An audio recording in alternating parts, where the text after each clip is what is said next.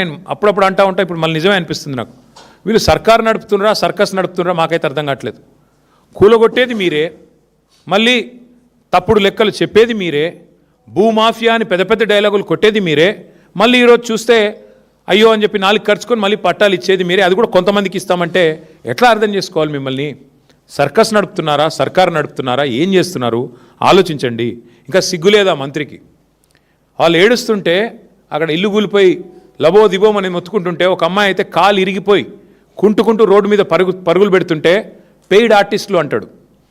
అసలు నువ్వు మనిషివా మృగానివా నాకు అర్థం కాదు. నిన్ను అన్నా నీకు ఓట్లేస్తే ఖమ్మం జిల్లాలో ఇదా నువ్వు చేసే పని? నేను అందుకే అంటా ఉన్నా, ముందు ఈ 3 మంత్రులు ముఖ్యమంత్రి రేవంత్ రెడ్డి ఆ పేద ప్రజలకి ఎవరి ఇండ్లైతే మీరు కూలగొట్టారో అవమానించే మాటలు మాట్లాడిన దానికి, ఇండ్లు కూలగొట్టినందుకు, గత 10 రోజులుగా వాళ్ళని రోడ్డు మీద నిలబెట్టినందుకు, ఎండకు వానకి ఇబ్బంది పెట్టినందుకు ముందు బహిరంగంగా క్షమాపణ చెప్పండి. అడ్డమైన కేసులన్నీ పెట్టారు వాళ్ళ మీద. ఏమడిగారు వాళ్ళు? మా ఇండ్లు కూలగొట్టొద్దని అడ్డం వస్తే అడ్డమైన కేసులు పెట్టారు వాళ్ళ మీద. ఫస్ట్ ఆ కేసులు విత్డ్రా చేయండి.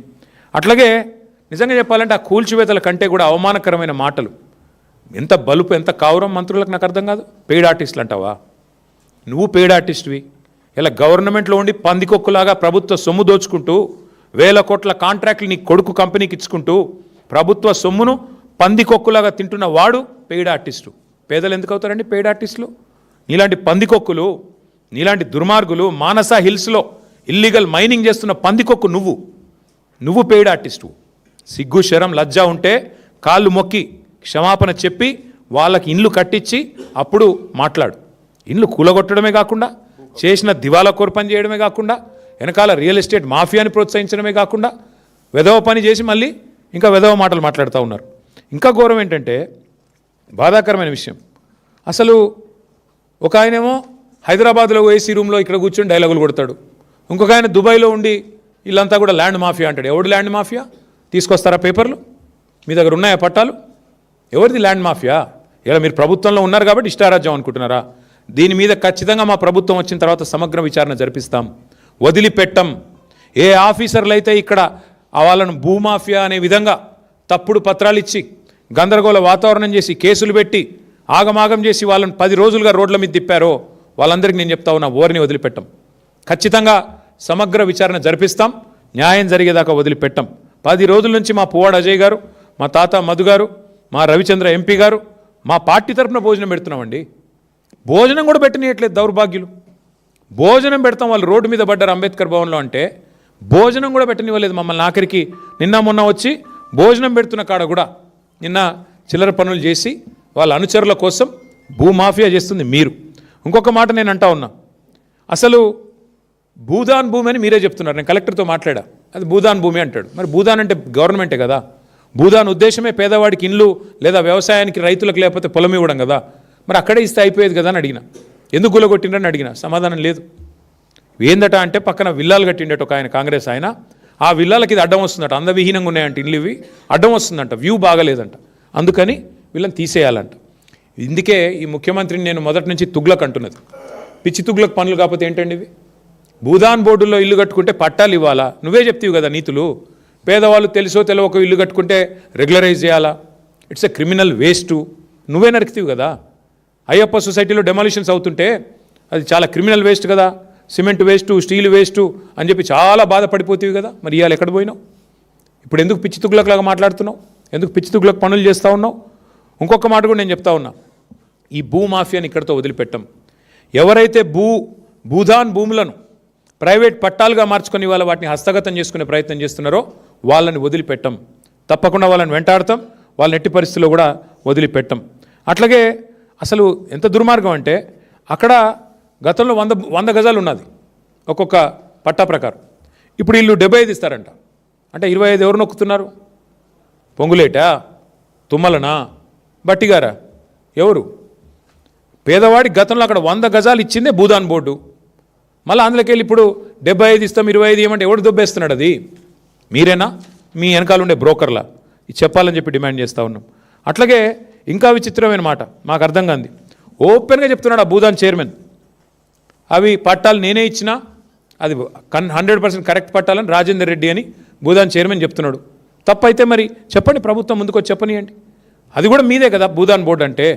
అంటే హైకోర్టు ఆర్డర్స్ ఉన్నాయి గతంలో ఇంప్లిమెంట్ చేయమని. అంటే ఈ రకంగా ఇంత నిర్లజ్జగా, ఇంత నిస్సిగ్గుగా ఇవాళ 1500 మంది ఇంకా విచిత్రమైన విషయం మీకు చెప్తాను నేను. ఇప్పుడు ఆ 311 లిస్ట్ ఇచ్చారు. ధర్మవరపు దుర్గా అనే అమ్మాయి, వైఫ్ ఆఫ్ ధర్మవరపు రవి, కామేపల్లి మండలం అడవి మధ్యలపల్లి సొంతూరు, ఇక్కడికి వచ్చి 7 ఏళ్ళైంది. ఆ లిస్టులో ఆ పేరు లేదు. దుగ్గిరాల శ్రీకాంత్ సన్ ఆఫ్ బాలయ్య, సొంతూరు ఎన్కూరు, 20 ఏళ్ళుగా ఖమ్మంపట్నంలో ఉన్నాడు. మరి ఆయనను కూడా ఇప్పుడు వదిలిపెట్టారు కావాలని.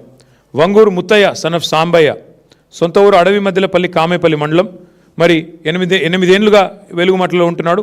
పట్టా ఉంది, అన్నీ ఉన్నాయి, ఆయన కూడా ఎంపిక చేయలేదు. బందం ఉషా, బోనకల్లు, డిప్యూటీ సీఎం గారి సొంత కాన్స్టిట్యున్సీ, 6 ఏళ్ల కింద వచ్చి ఇక్కడికి వచ్చి నివాసం ఏర్పాటు చేసుకున్నారు, వారికి కూడా ఇవ్వలేదు. సలీంద్ర త్రివేణి, వైఫ్ ఆఫ్ భాస్కర్, చింతకాని, ఇది కూడా డిప్యూటీ సీఎం కాన్స్టిట్యున్సీ. మరి ఏం సర్వే చేశారో ఏం చేశారో కానీ వీళ్ళందరినీ ఇవాళ బజార్న పడేసింది ప్రభుత్వం. బజార్న పడేయడం అంటే నిజంగా మీరు పోయి చూస్తే తెలిసేది. తాగునీరు లేదు, టాయిలెట్లు లేవు, పువ్వ లేదు, రోడ్డు కనీసం బట్టలు మార్చుకుందామంటే ఆడపిల్లలకి జాగా లేదు. అట్లాంటి ప్లేసుల్లో వదిలిపెట్టి ఇవాళ పిల్లలు ఎగ్జామ్స్ ఉన్నాయి, ఇంటర్మీడియట్ ఎగ్జామ్స్ రాసే పిల్లలు రోడ్డు మీద వదిలిపెట్టిపోయారు. ఎన్నింటికి మించి నికృష్టంగా ఏసీపీ ఉన్నాడు ఆయన, ఖమ్మం ఆయన. మరి ఆయన అన్నం తింటున్నాడా గడ్డి తింటున్నాడా తెలియదు నాకు. వీళ్ళ మీద కేసులు పెడతారండి? ఎవడో మంత్రి చెప్తే పనికిమాలినోడు. ఆ ఏసీపీకి బుద్ధి జ్ఞానం ఉంటే, ఆ ప్రభుత్వానికి బుద్ధి జ్ఞానం ఉంటే విత్డ్రా చేసుకోవాలి కేసులు వెంటనే. తప్పుడు పని చేశారని మీరే ఒప్పుకున్నారు. పట్టాలు ఇవ్వడం అంటేనే మీ తప్పు మీరు ఒప్పుకున్నట్టు. మరి అట్లాంటప్పుడు తప్పుడు కేసులు బనాయించినందుకు కూడా క్షమాపణ చెప్పండి. తప్పకుండా ప్రజలకు ఏదైతే మీరు తప్పు జరిగిందో క్షమాపణ చెప్పి ఆ కేసులు కూడా విత్డ్రా చేసుకోవాలి. ఆ ఏసీపీ గారు మా పార్టీ నాయకుల మీద కూడా కేసులు పెడుతున్నాడంట, మేము అన్నం పెడుతున్నందుకు. ఇంతకంటే హీనమైన పని ఇంకోటి ఉంటుందా? మా టౌన్ ప్రెసిడెంట్ మీద, మా పార్టీ నాయకత్వం మీద ఒకటి కాదు 7-8 కేసులు ఒక్కొక్కరి మీద. నాకు ఇంకో సమాచారం విచిత్రంగా అనిపించింది, పీడీ యాక్ట్ పెట్టే ప్రయత్నం చేస్తున్నారంట. ఎందుకంటే వీళ్ళు నక్సలైట్లని, లెఫ్ట్ పార్టీలని, ఓపీడీఆర్ అనే సంస్థ మీద కూడా ఏదో పీడీ యాక్టులు పెట్టే ప్రయత్నం చేస్తూ ఉన్నారంట. మీడియాతో మాట్లాడితే, కొంతమంది పాపం మీడియాకి చెప్పుకున్నారు, మీడియాతో మాట్లాడితే కేసులు. ఏది మీకు వాయిస్ ఇచ్చినందుకు. అంటే వీళ్ళు చేసే దొంగతనం కూడా చెప్పకూడదంట. ఒక ఆయన పెద్ద ఆయన ముత్తయ్య గారు అంటే ఆయనను కూడా, ఆయన కోయ సామాజిక వర్గం, కాంగ్రెస్ ప్రభుత్వం ఆయన కిడ్నాప్ కూడా చేయించింది. ఆయన గట్టిగా మాట్లాడుతున్నాడు, వాళ్ళందరినీ ర్యాలీ చేస్తున్నాడని చెప్పి. కొత్తపేటలో, హైదరాబాద్లో నిన్న ఆయన ఎత్తుకొని పోయారు పోలీసు వాళ్ళు. ఖమ్మం పోలీసు వచ్చి ఎత్తుకొని పోయింది. అంటే ఇంత నికృష్టంగా ఒక మాఫియాని ఎంతగానే అనలేదు. ఒక మాఫియానే ఇంత నికృష్టంగా పనిచేస్తుంది. కిడ్నాప్ లేంది, కేసులేంది, అన్నం పెడుతుంటే అడ్డుకోవడం ఏంది, ఇంత నికృష్టంగా ప్రవర్తించడం ఏంది. అందుకే అసెంబ్లీలో వదిలిపెట్టాం. ఈ కేసులన్నీ ఎత్తేసేదాకా మండలిలో, అసెంబ్లీలో వదిలిపెట్టాం. మీరు కూలగొట్టిన ప్రతి ఇల్లు కట్టించేదాకా వదిలిపెట్టాం.